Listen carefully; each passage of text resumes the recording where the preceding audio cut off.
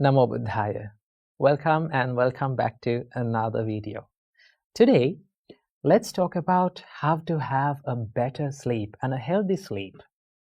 Now, sleep is something that we all struggled, and we all have struggled in all of our lives, right? And there are many people in this world who struggle with sleeping. They go to bed and they don't find sleep. Sometimes they wake up in the middle of the night for no reason. Okay, sometimes when they wake up in the morning, they feel miserable and tired even more. Okay, so there are a lot of problems with sleep. So in this video, I am going to share with you 3 tips that we monks practice in order to have a better sleep, right? This is in our daily routine. So without any further ado, let's dive into the video. Tip number 1. The first thing that you have to do is to wind down for your bed. Okay, that means sleep is something that we have to approach gradually and peacefully. It's like you're getting ready for an occasion, right? Now, for an occasion, maybe an interview or a meeting, what do? You get ready, right? You get your clothes done, you get your documents done, and you get ready for it. Same like that, sleep is an important occasion in our day. So what we have to do, we have to get ready for it. Okay, so how can we get ready? So here are a few things that you can practice to wind down for your bed. The first thing that you have to do is to have a light meal for your dinner.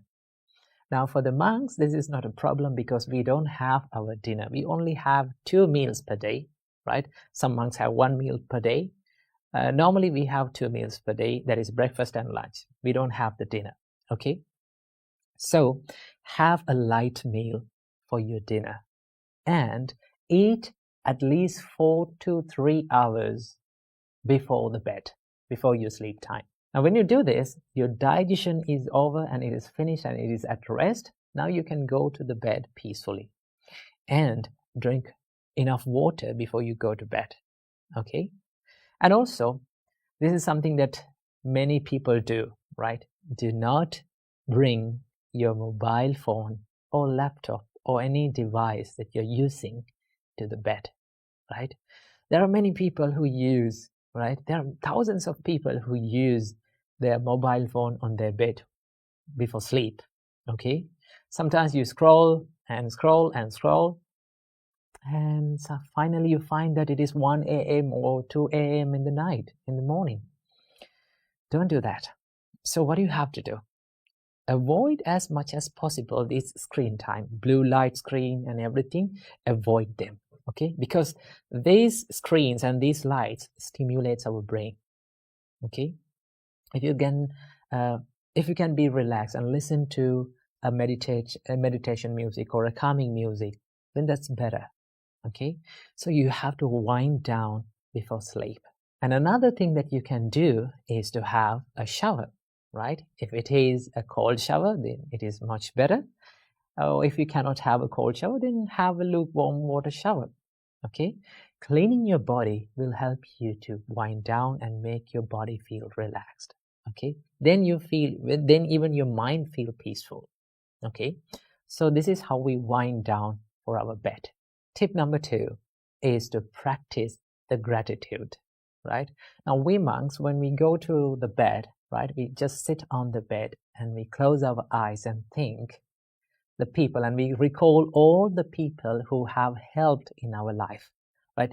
They may be your parents, they may be your relatives, your husband, your wife, your children, or there are certain things that we feel grateful for. So what do you have to do? Be grateful for them, right? Simply say thank you for all of them, right? Remember and recall all the people who have helped you in your way, in your life journey, and be thankful for them in your mind. That is something that we can do, because gratitude is a powerful emotion. If you generate it, you feel the happiness within your mind, and it will help you to have a peaceful sleep. So tip number 2 is to practice gratitude. And finally, as tip number 3, what you have to do is to recall a good deed that you have done earlier. This is something that I personally do before every day, before I'm going to bed. I recall all the good deeds that I have done during the day, good things that I have done during the day, and also I recall the good things that I have done in the past. Okay, so it is always good to keep one good deed or few good deeds in your mind that you have done in the past to make you feel happy. When you recall them, you can feel happy about them. I personally have two good deeds in my life. Among every other good deed, these two good deeds help me a lot to feel much more happy. They may be not big things, but you feel so much happy when you think that you have done it. Okay? It can be a little act of kindness, right? It can be giving some little food to an animal or a person that makes you feel happy. Before every time you go to bed, what you have to do is to recall all the good deeds, good things that you have done in the past. Now, when you do this, you will feel a very positive self-esteem in your mind, right? You feel that your life is worthy and you have done good deeds, right? You are a good person, because there are many people, they go to bed regretting about their life. Okay, remember, no matter how hard or tough your life becomes, there is always positive things in your life. There are always good things that you have done in your life. The only thing that we have to do is to recall them, right? The more we remember the good things that we have done, the more we become happy. That is one result of doing good things. So these are the few things that we can do to practice to have a better and a healthy sleep. So as a summary, what you have to do is, first thing, wind down, relax your mind before you go to bed. Number 2, practice gratitude. And finally, number 3, recall the good things that you have done in your day and in your life. If you do these things and if you practice these things, I can assure that you will have a peaceful and a healthy and a better sleep. So practice these things and have a peaceful night. Namo Buddhaya. Still, I can remember this incident. When I was little, when I was at school, one of my teachers came to our noisy classroom and she asked from us, "Do you know why you have given 2 ears and 1 mouth?" Then she said, "The reason why we have given 2 ears and 1 mouth is to talk less and to listen more." Ladies and gentlemen, when we deal with people in our relationship life, in your family life, in your workspace, if you have this quality of active listening, that can help you in many ways. This quality can help you in many ways. Okay? Now, so many people come to our temple and they talk with the monks with their problems and about their family problems, the problems in the workspace. And there's one thing that they all say, and that is, they say, "They are not listening to me. They are not willing to pay attention to me. They cannot understand me." That is one thing that they say. So if you have the art of active listening, if you practice the art of active listening, you will be liked by many people, right? People always like to talk with someone who is paying more attention to them, right? If you consider about the Buddha, Buddha was a great listener. At one time, one man comes up to the Buddha and he starts insulting him, right? He starts blaming him. All through that incident, the only thing that Buddha did was he listened to that person, right? He paid a good attention to that person. And in another time, one lady comes with her son died on her hand, and she was wailing and she was lamenting in front of the Buddha. And the only thing that he did was, the Buddha did was, he paid attention to that lady's suffering, right? He listened to that lady's suffering. So if you can practice this art of active listening, if you can listen more and talk less, people will start to like you. Remember that. For an example, if you come up to me, right? If you wanted to talk about a problem that you are having in your life, and from the beginning of the conversation, if I started to give you instructions and give you the advice and my opinions about that problem, what would you feel? You will start to think like, this monk cannot understand me. He's not willing to pay attention to me. He's not willing to listen to me. So practice this art of active listening. So how can we practice the listening? Well, the Buddha said that all the words that we speak from our mouth is pre-processed in our mind. That means we think first all these words and then we put it into our mouth and we speak.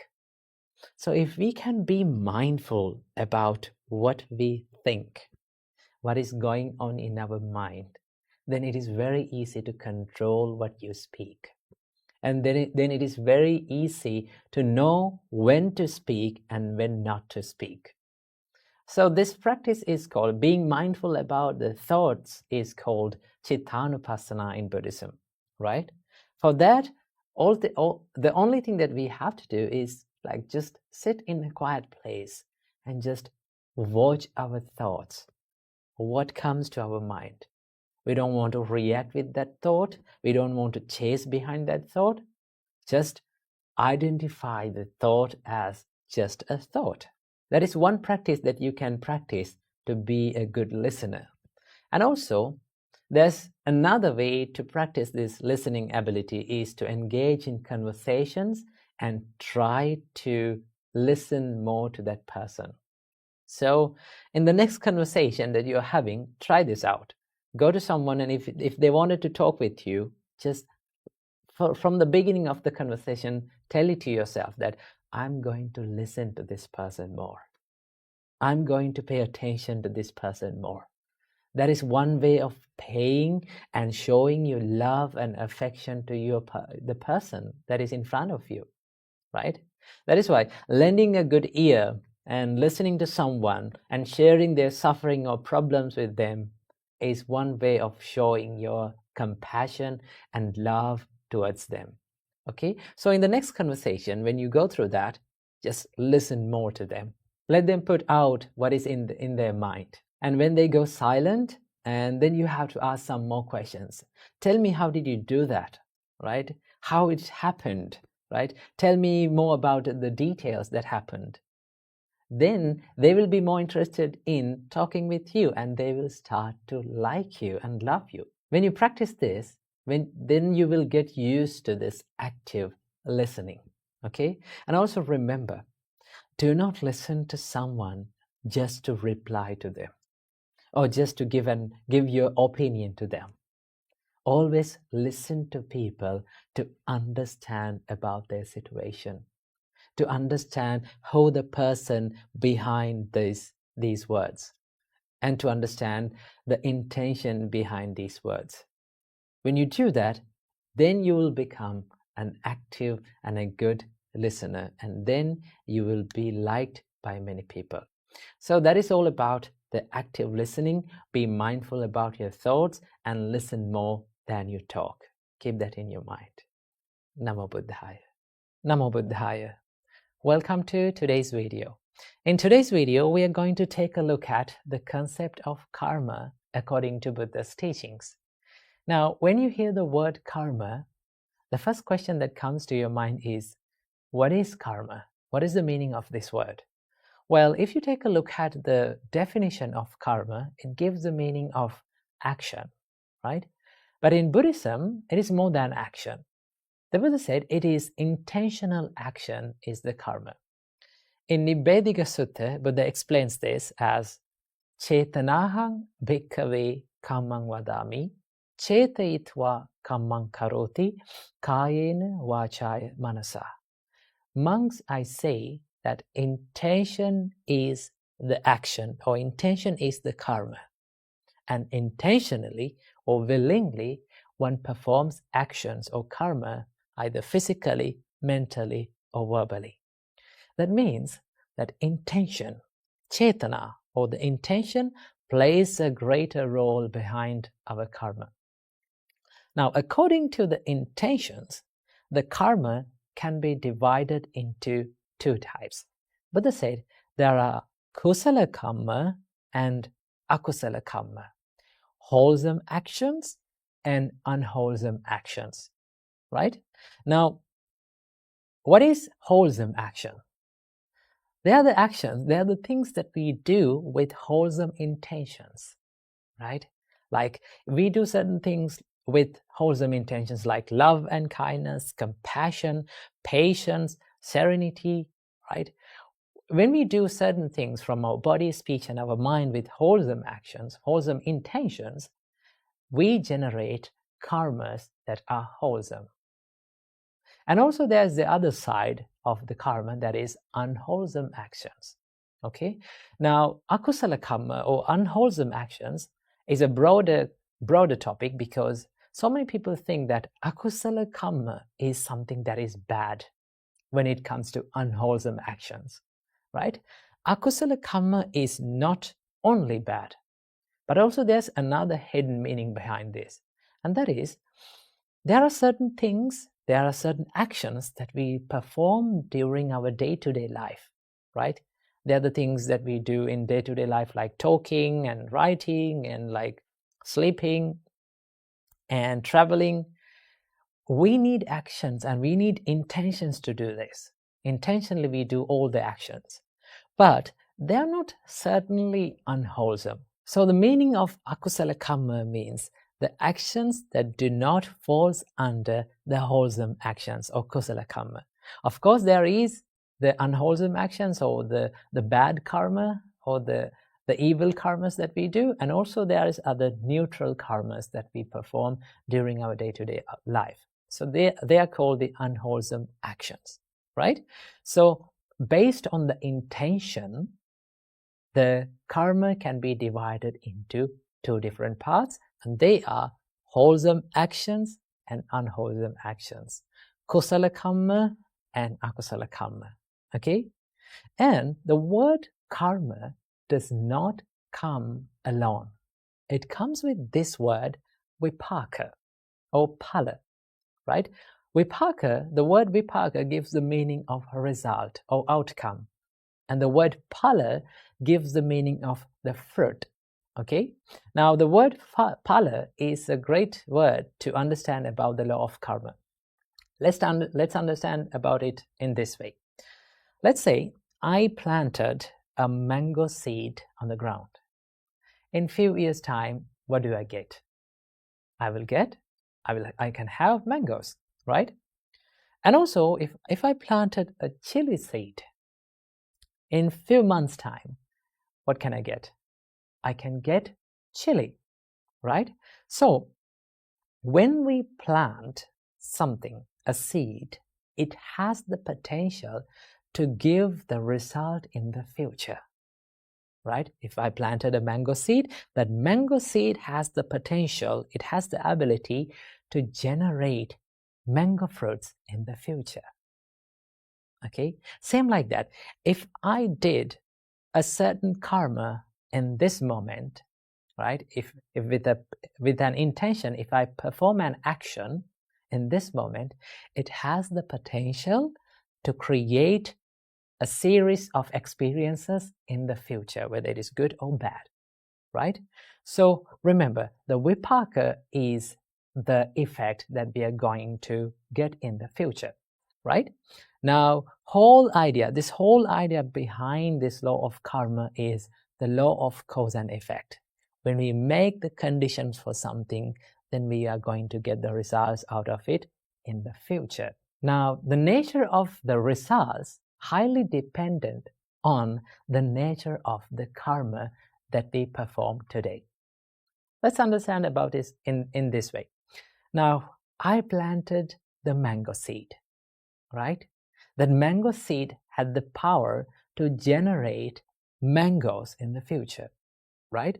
But if I wish this mango seed to give chilies in the future, no matter how hard I wish, I will never get chili out of it. I get mangoes because it has the nature of generating mangoes. Same like that, right? If I did an action with an intention, it has the power to generate the experiences or the vipakas in the future. So if the nature of this karma that I am performing today has the intention of wholesome, or if I did with a pure mind, a pure intention, it can generate desirable experiences in the future, desirable results in the future, because that is the nature of this seed of karma. In the same way, if I did something unwholesome with an unwholesome intention, I will get unwholesome or undesirable experiences in the future, because it has the nature of generating undesirable experiences in the future.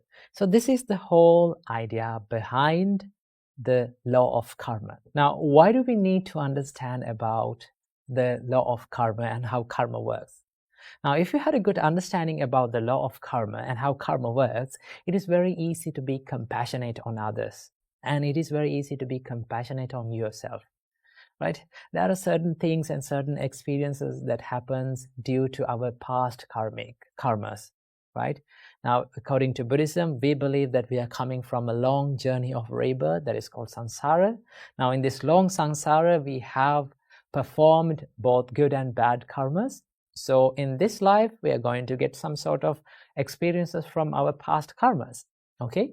So if you take a look at that, when the tough times comes, when the problems comes to your mind, sometimes people blame to themselves. People hate themselves and think like, I'm a bad person, right? I'm a bad person. I'm a negative person. No, right?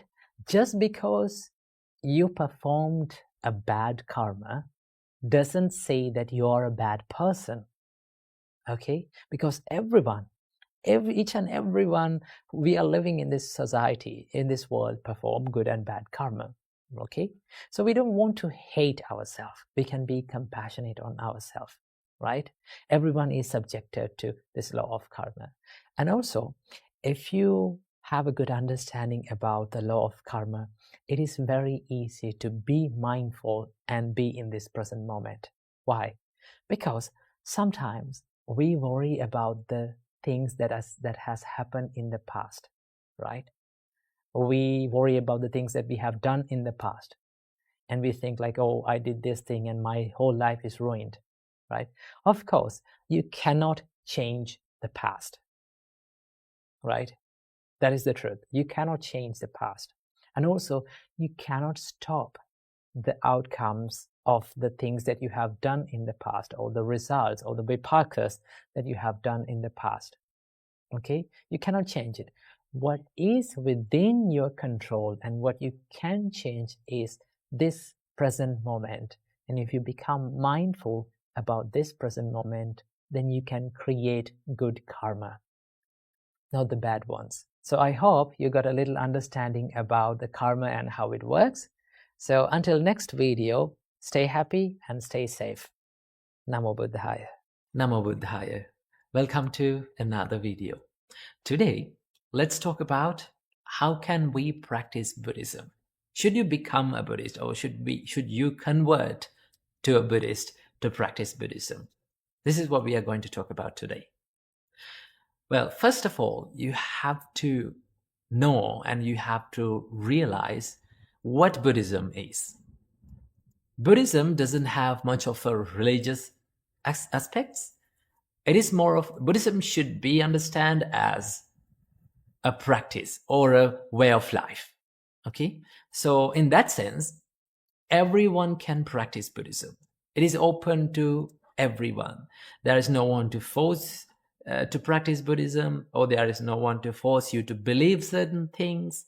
So it's quite of a free practice, and you have the independence and you have this freedom to practice Buddhism and practice whatever you feels okay, right? If you like to practice meditations, then it's okay, right? You can practice meditations. If you want to practice generosity, this is one of the basic Buddhist practice.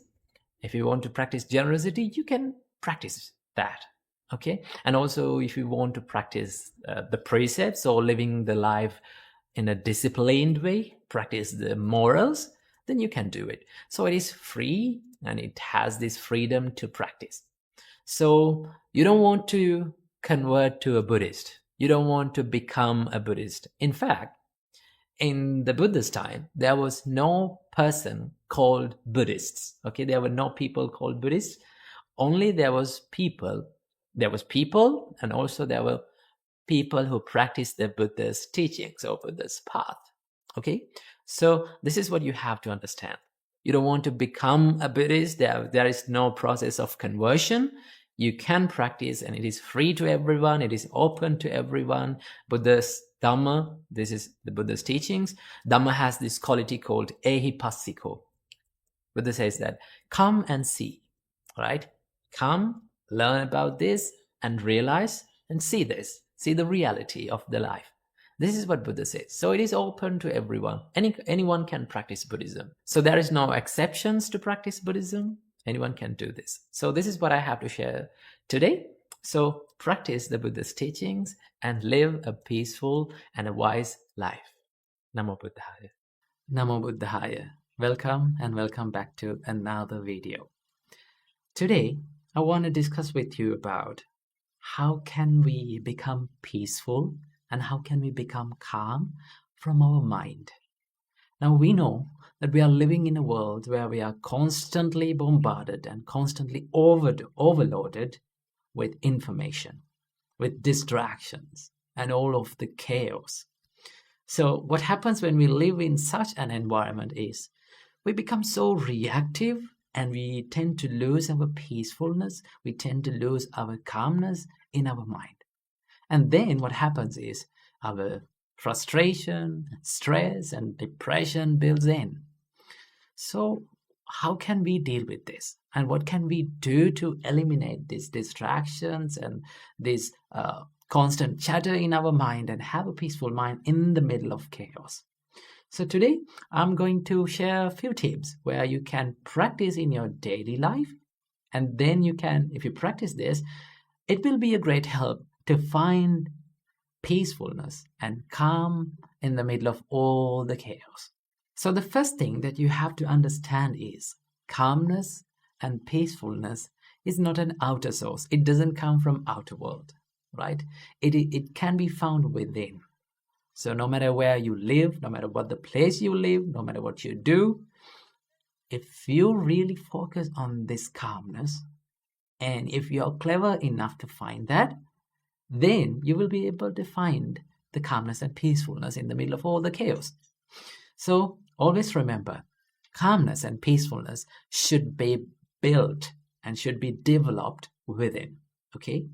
And also, you have to remember one thing, that calmness and peacefulness is not about emptying your mind, right? When you become calm and peaceful, it doesn't say that there's nothing in your mind, no thoughts in your mind, right?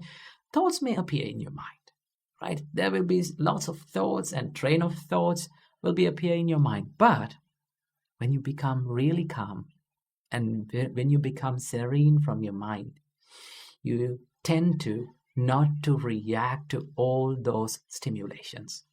That is what the real calmness and peacefulness means, okay? Normally, when the thoughts appear, right? When all these kind of trains of thoughts appear in our mind, what happens to us is we oftenly react to them, right? We become panicked and we tend to react to them. So the reason why this happens is because we think the thoughts as us. And we tend to think that I am what I think and I am my thoughts. But in reality, thoughts are not you. You are not your thoughts, right? Thoughts are just like, they're coming and going. It's like clouds, right? There's the sky and there's the clouds, right? So what is the nature of a cloud? It comes and it swarms around and it goes off, right? Sometimes the sky is cloudy, sometimes the sky is moody, sometimes the clouds are scattered here and there, and sometimes the sky is empty. So you are like the sky, and your thoughts are like the clouds. Okay, so there's a huge distance between the sky and the clouds. But we often think that the clouds as the sky. Sometimes when it is raining, sometimes when it is moody, we blame to the sky, right? We tend to say that, oh, this weather is not okay. The sky is always raining, and it's moody. But sky is not raining. Clouds are what forms the rain, right? Clouds forms the rain. So same as that, when the thoughts appear in your mind, you can take a little step back and think, should I react to this? Should I react upon these thoughts? For an example, if an angry thought came to your mind, what should you do? Just pause a little bit and think, should I react to this? You can have a little bit of a time and think about it. Oh, this is anger. I should not react to this. This is jealousy. I should not react to this. Okay, it's okay to have thoughts in your mind, but if you want to be peaceful, you should not, and you should choose to not to react to those thoughts. So there are a few practices where we can do in our daily life to to make a little bit of a help to this peacefulness and calmness. One thing that you can do is that you can slow down your body movement for a little time period of the day. Maybe like when you have time and when you're working by yourself, maybe like you're walking, maybe like you're writing something, or maybe like you're studying. Try to maintain slow body movements. Now, why I say this? Because our body and our mind is highly interconnected. Okay? When our thoughts become panicked, our body become panicked. So in the other way, if we calm down and if we slow down our bodily movements, it will be a great help for us to slow down the thought process. Then you can take a little time and think about what comes to your mind. That is one thing that you can do. And also there's another great practice that Buddha told us to do, that is called breathing meditation. When you do the breathing meditation, you reduce these heavy loads of thoughts into two thoughts, in breath and out breath. In breathing meditation, all what we are doing is we are constantly becoming aware of in breath and out breath. When you do that, it's sort of like condensing your mind. It's sort of like making your mind soft and peaceful and non-reactive. That is what you can do. And also there's another thing that you can do is to not to judge your thoughts and to be aware of your thoughts. I will give you an example. It's like you're watching a traffic pass by the side of the road, right? You can see cars and bikes and vans and buses are going, but you're not going to judge them. You're not going to stop them. You're not going to chase behind them.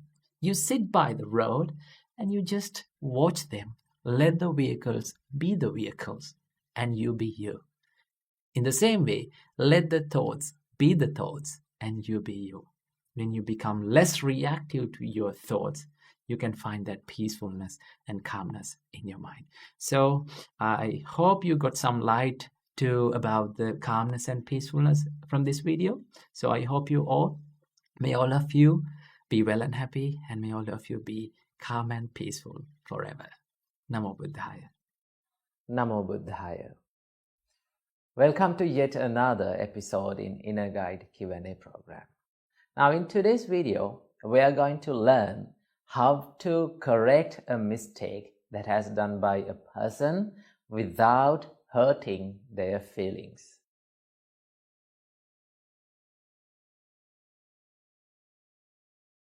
First of all, we all have to know that we all are humans and we make mistakes.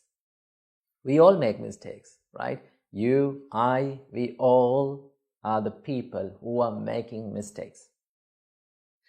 For sometimes, when we are dealing with people, when we live with people around us, we will see that the people around us are making mistakes. They do wrong things. Sometimes they may be the people who love you most.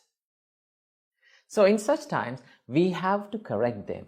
We have to show the correct path and we have to put them into the correct way. But when we do that, we do it in an unsuccessful way. Most of the time, we use anger, resentment, we use punishments to correct people. Remember, when you use anger, when you use the punishments, when you use the resentment to show the correct path to people, they will never correct their mistakes. Right? Because when someone's mind is in anger, right, he cannot understand what is good and what is bad, what should be done and what should not be done. So there is a way, and there is a proper way to correct a mistake of a person. So have to do that. Now this way was taught by our great Arahant Sariputta. Our great Arahant Sariputta says that you need to establish 5 things inside your mind before reproving someone or before correcting a mistake that has done by a person. So what are these 5 things? Number 1, remember, you need to speak at the proper time. That means you need to show the mistake of that person at the proper time. So what is the proper time to show a mistake to a person? Remember, never show a mistake to a person when that person is in anger. Because when your mind is in anger, you cannot know what is good and what is bad and what should not be done and what should be done. Therefore, you need to wait until that person cools down. Right? Don't show the mistakes to people when they are in anger. They will never correct their mistakes. Right? That is the first step. And the second step, never show mistakes to people in public. Right? When that person is surrounded by some other people, never talk about their mistakes. Why? Because in these days, people have a bigger personality, right? People show a big image to the society, right? You have a Facebook account, you have an Instagram account, you are on social media, and you show something to this society, and you think that you are a person, and you are like a kind of a person in this society. So when you show a mistake of that person in front of others, right? When you complain to that person in front of people, remember, you are not only damaging his mind, you're damaging his personality.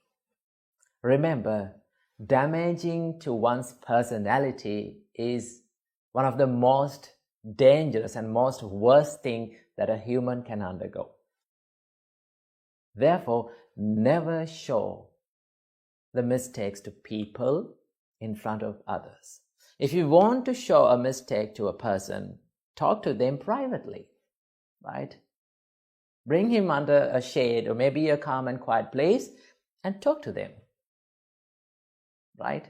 They will like to hear that, right? So never show the mistakes to people in front of others. So that is the proper time.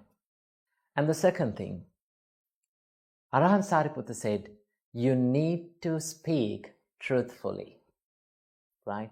That means you need to complain to the person that has done the mistake exactly, not to other people.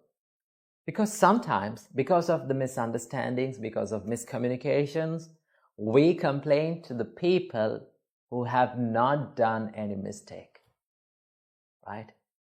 We make false accusations. When someone is going through a false accusation, it is very hard for that person. Remember. Therefore, before complaining to someone, before showing a mistake to a person, find that exactly has this person done this mistake or not. Okay, so you need to be truthful. You need to find whether this person has done this mistake or not. Do not make false accusations. That is the second one.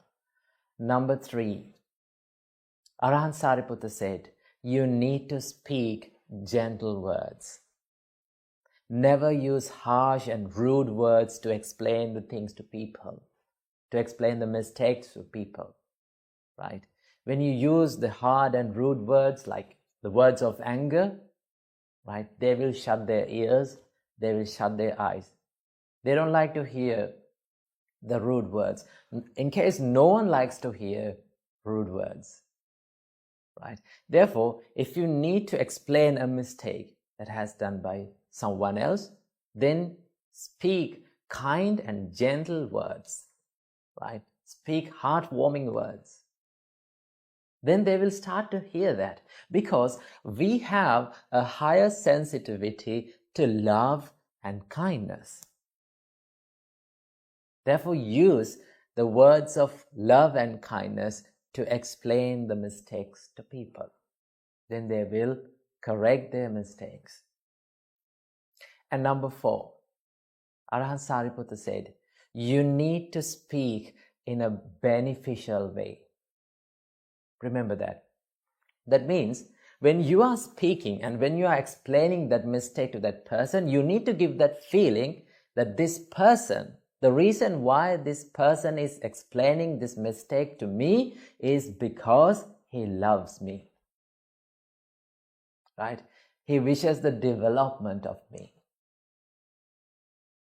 That is why he's showing this mistake to me. You need to give that feeling to that person. So how to give that? So there's a way to show a mistake to a person. There's a way to complain about a mistake to a person. It's like this. First of all, you need to talk to that person privately. And first of all, in the first step, what you have to do is you need to give a value to that person. Let's say, for an example, one of your co-workers made a mistake. Now you have to show that mistake. So first of all, you need to give a value to his profession. You need to give a value to what he's doing in a company, right? First of all, you need to say, you are doing a great job in this company. You have a great value. You give a great value to this company, right? When you're praising that person, he will open their eyes and ears. And then in the second step, you need to show the mistake, but you have done this mistake, right? You're doing this mistake. Because of doing this mistake, because you are doing this mistake, there is a huge disadvantage for the company as well as for you. You have to explain like that. Then after that, after explaining the mistake to them, as the third step, again, you need to give a value to his profession. Or you need to give a value to his life, right? You are doing a great job, so do not do this mistake again. You need to correct this. If you explain the mistake in that way, remember, everyone who you need to show the mistakes will correct their mistakes, right? And in the final thing, right? The final thing, Arahant Sariputta said, you need to speak with a heart of loving kindness, right? Not while harboring the hatred thoughts. Because so many people show the mistakes to other people, right? To maybe to your children, maybe to your husband or wife or colleagues or co-workers, whoever it is. You get the anger to your mind and then you start to speak, right? Never do that. You need to be kind to the people. You need to have the compassion inside you. With that, you can do a great job, right? You can heal others' hearts. And also, you can correct the mistakes of people successfully. So, you need to use your word wisely and properly, because your words can change the lives of people. Words are so powerful, it can make people, and also in the same way, it can break people.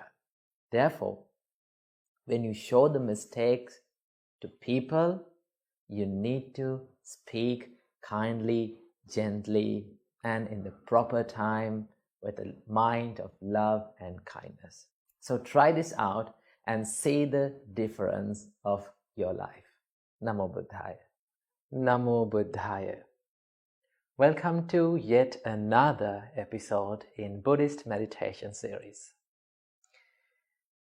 Now in today's video, we're going to be discussing about a special quality that we all need to practice and develop as a meditator.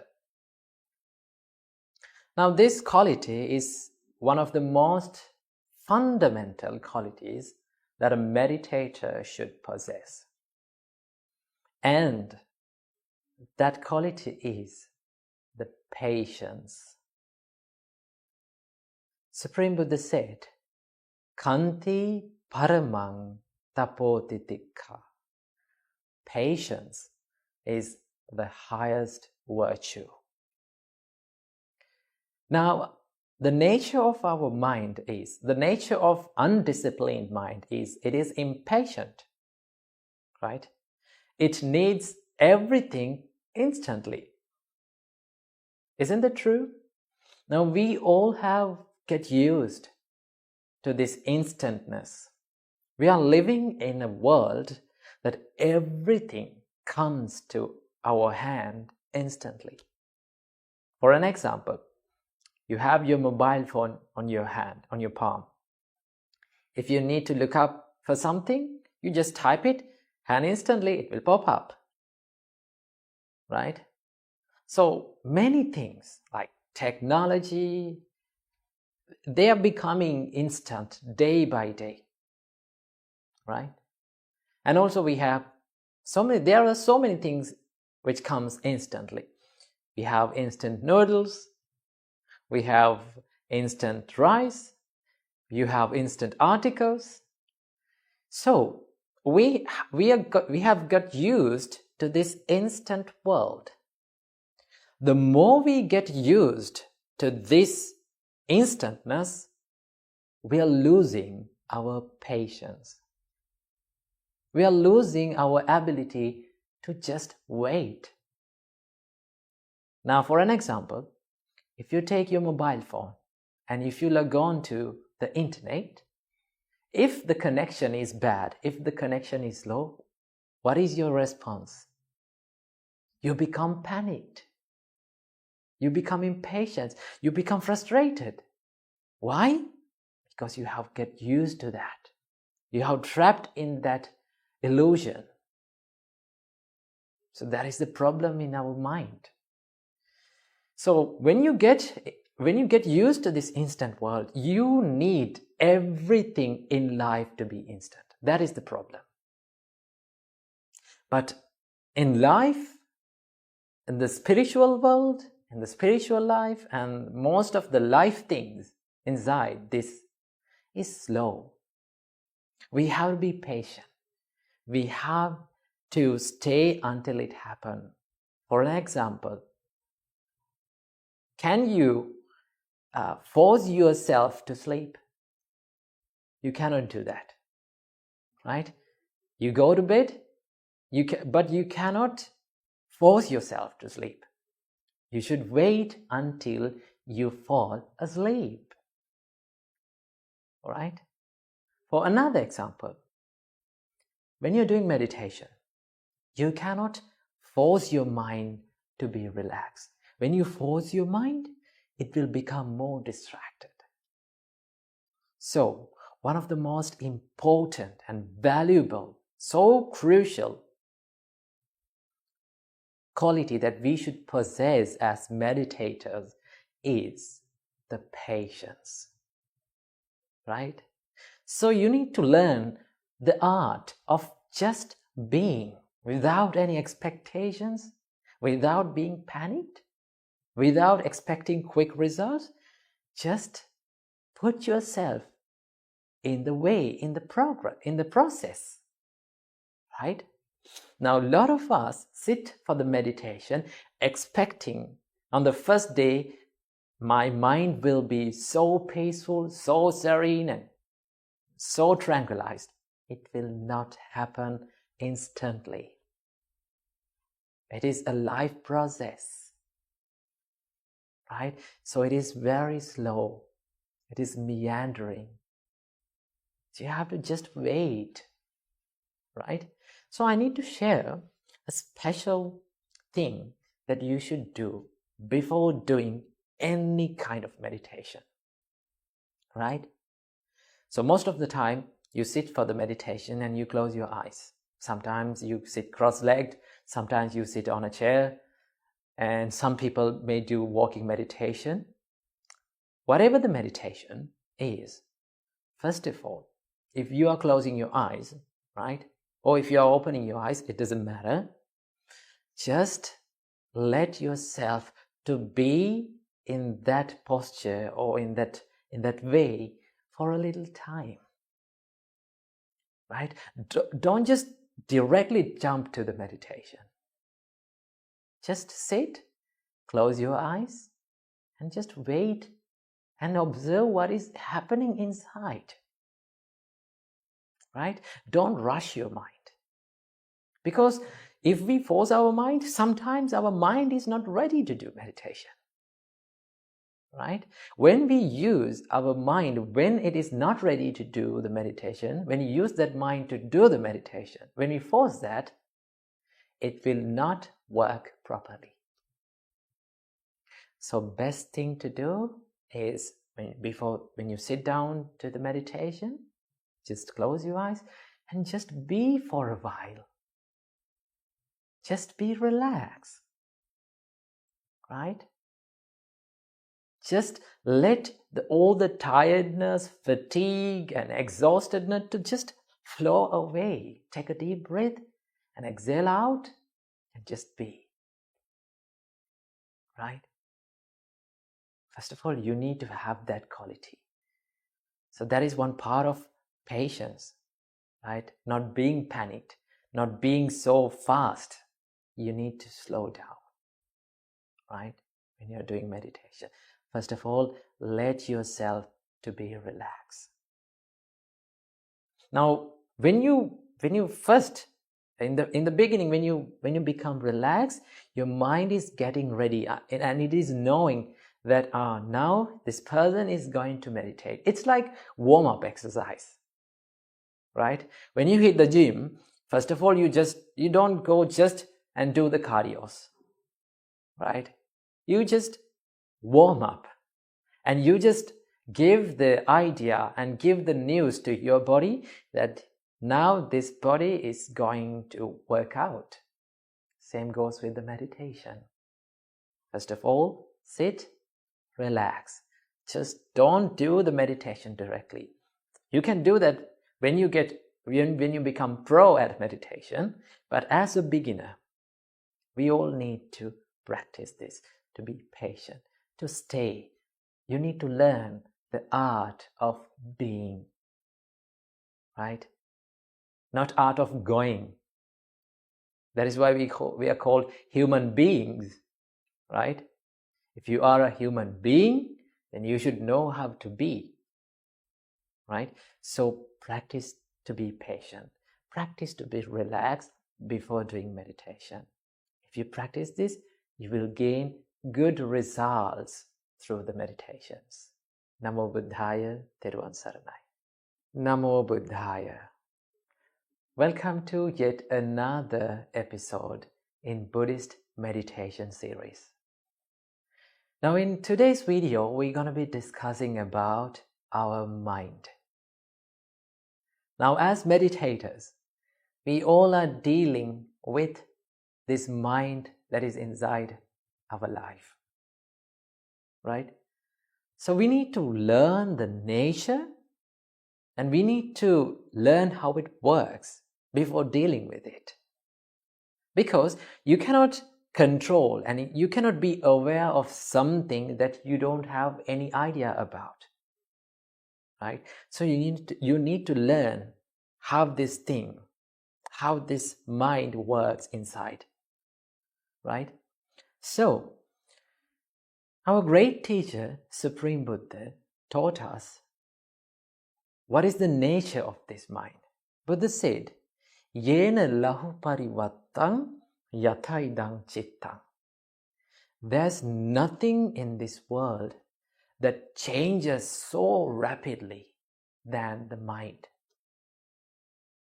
The mind is the fastest thing in this world. It can travel so fastly. It can jump from one thought to another in split seconds. Right? It is the fastest thing on earth, in the world. So, we are dealing with such a fast thing, such a rapid, such an active thing. So that is why we need to observe it. Now, you all have heard of monkey mind. What is the nature of the monkey mind? Monkey is easily distracted. Monkey is easily panicked. It runs here and there. It jumps from one branch to another. It's screaming, and it hardly stays in one place. So that is the nature of the monkey mind.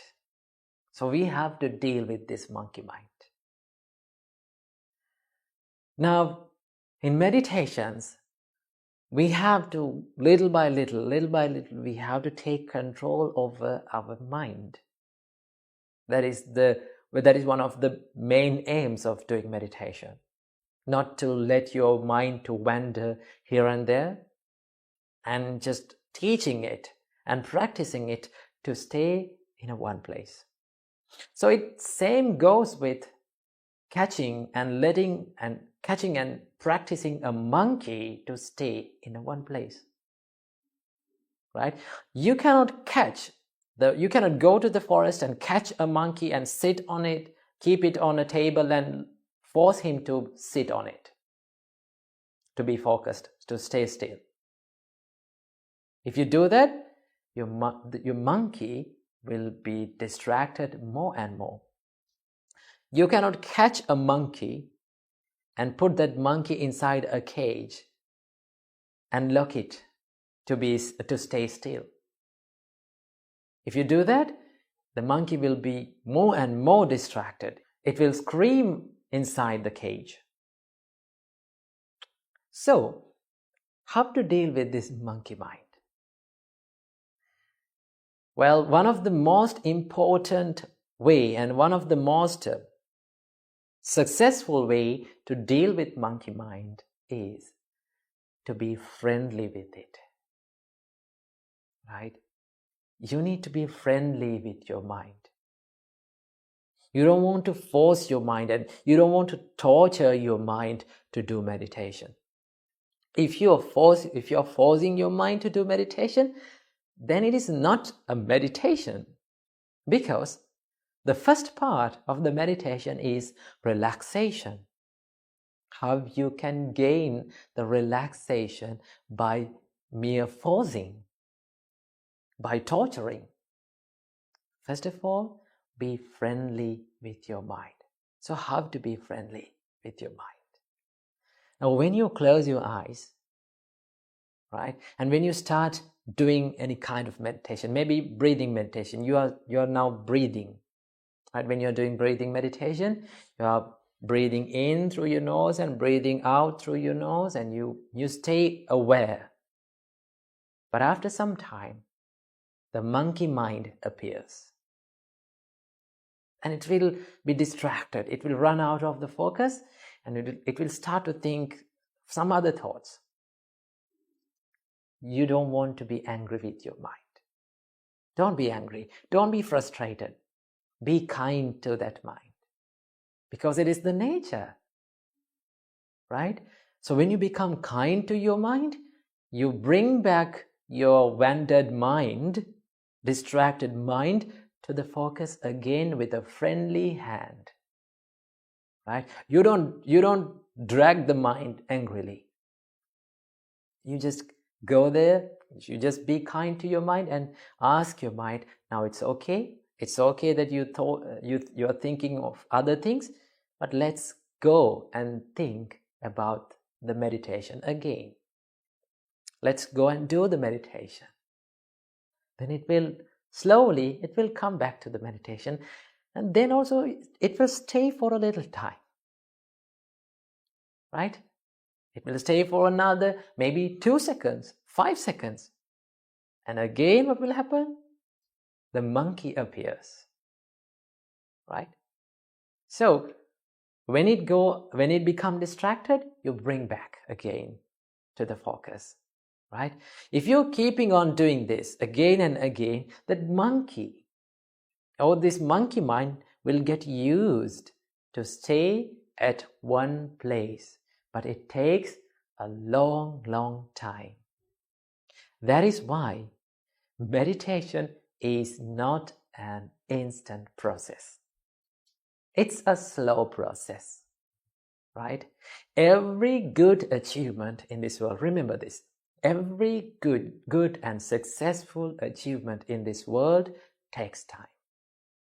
It takes patience. It takes continuity. It takes hard work.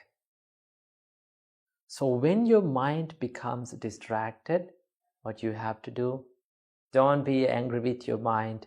Don't blame your mind. Don't be frustrated with yourself. Bring back your wandered mind again to the focus point of the meditation and continue the meditation. When it goes again to the other things, bring it back. Again, it will go for the distraction. Just bring it back. Be friendly always, because your mind is yours, right? You're loving yourself. You love yourself more than anyone in this world. That is why you're doing meditations, right? That is why because of love, because of self-love, you're doing meditations. So you don't want to lose your self-love when you are doing meditations. You have to be kind, love your mind, and ask your mind to come back and do the meditation again. Then your meditations will be more successful and more peaceful than ever.